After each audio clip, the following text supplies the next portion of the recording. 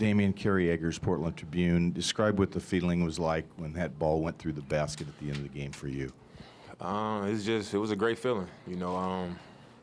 When it left my hands, it felt good. I felt good about it, and the last 5 or 6 minutes of the game, I just kept telling myself, like, for us to get this game, we was gonna have to really, really dig, to come out on top. So the fact that I kept telling myself that, and then we came out on top and the shot went in, I was like, man, it really happened. We really dug and pulled it out. So it was a great feeling. Back on the left. Travis Demers, Rip City Radio. Dame, everybody in this building had flashbacks, deja vu to the winning shot against Houston with .9. How different or similar was that shot to the one tonight? It was a little bit different. In that game, we were down by 2. There was less time. In that time, I actually broke the play. Not a lot of people know that I just broke the play. All the guys out there were telling me to just run to the ball, and that's what I did. And tonight, this was kind of the way it was set up. It was just set up different. On the right side, against the wall. Dame, Jason Quick, The Athletic. What impact do you think Jusuf's appearance had?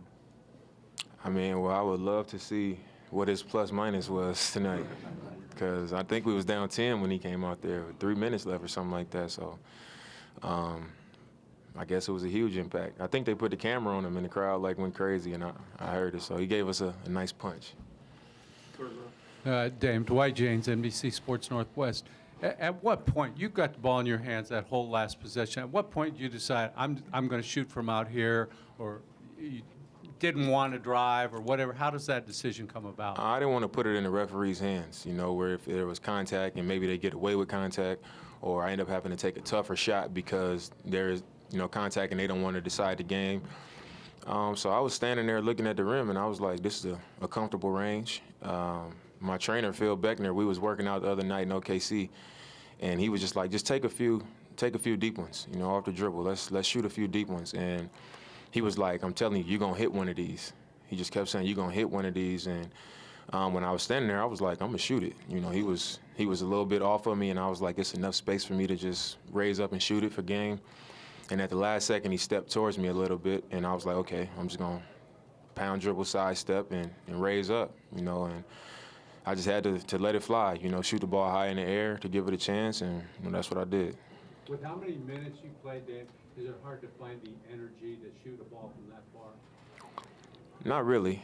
I think a lot of times those situations are handled way before the time comes. In the summer, I think when you truly prepare yourself and you put yourself through those types of things with training and conditioning and things like that, when you cheat yourself, you fail in those moments. You crash. And when you really put the time in, and whether people see it or whether people know it or not, it always come to light. And I didn't even know I was going to play that many minutes. The first half, coach just didn't take me out. Then I played the whole third, and it was just on the fly. He just decided to do it randomly, and I was prepared for it because of the way I approached my stuff in the summer.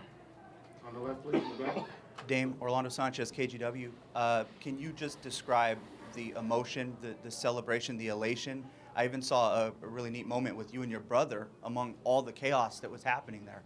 Yeah, my brother was sitting courtside, and he don't say nothing.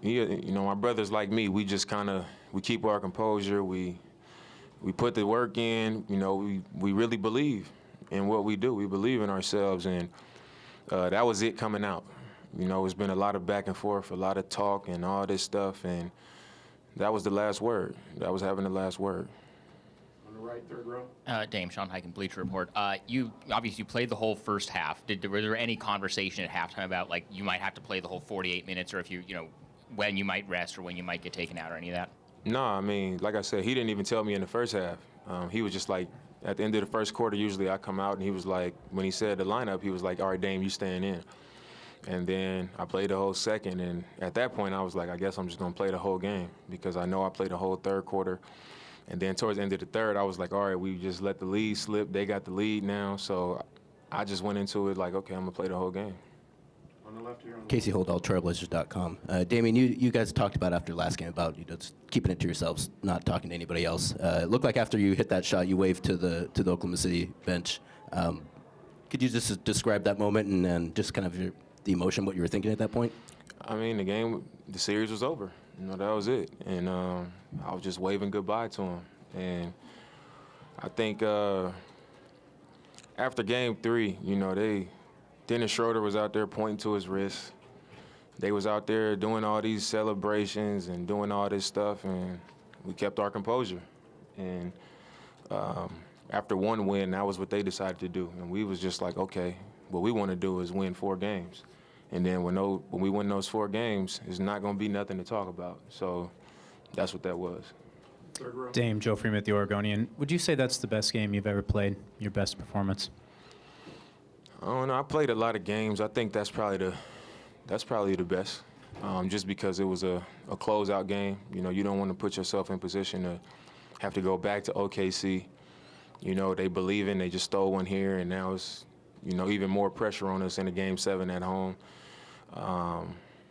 We were down double figures under 5 minutes.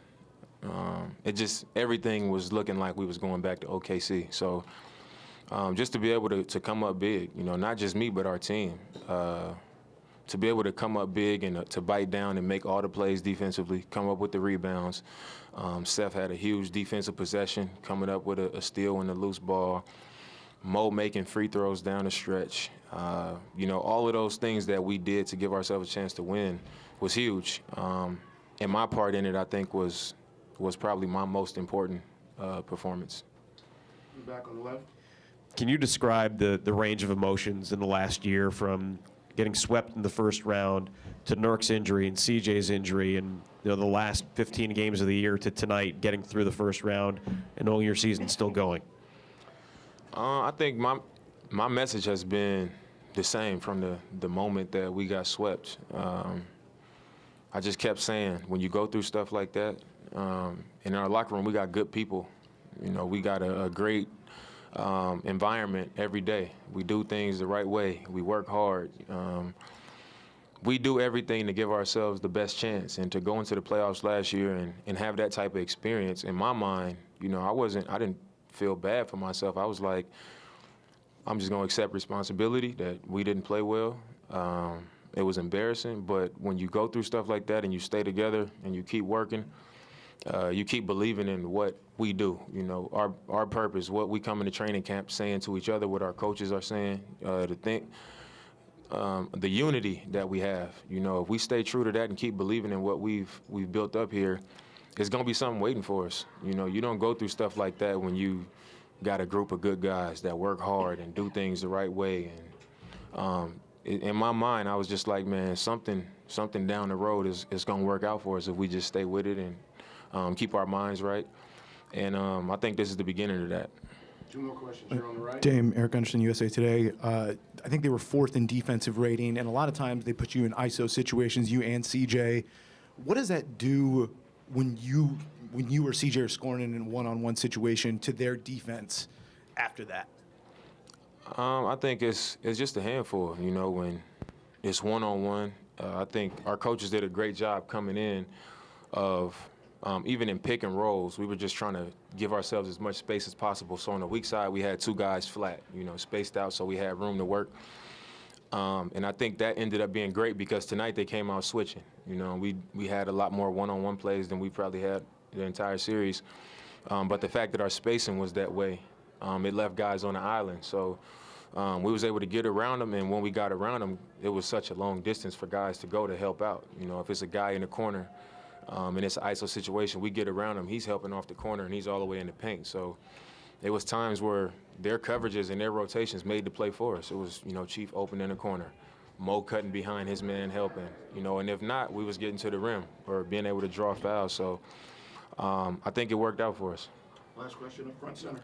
Damian, Jared Cowley, KGW.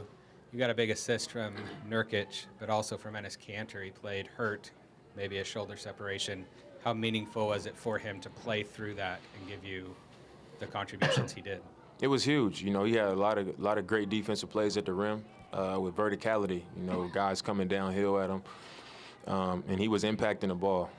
Guys going up, he's changing shots, coming up with extra possessions, tipping balls, finishing in the paint. He just did a lot of things, and just, you know, even after he got fouled and hurt his shoulder, he came down and hit free throws.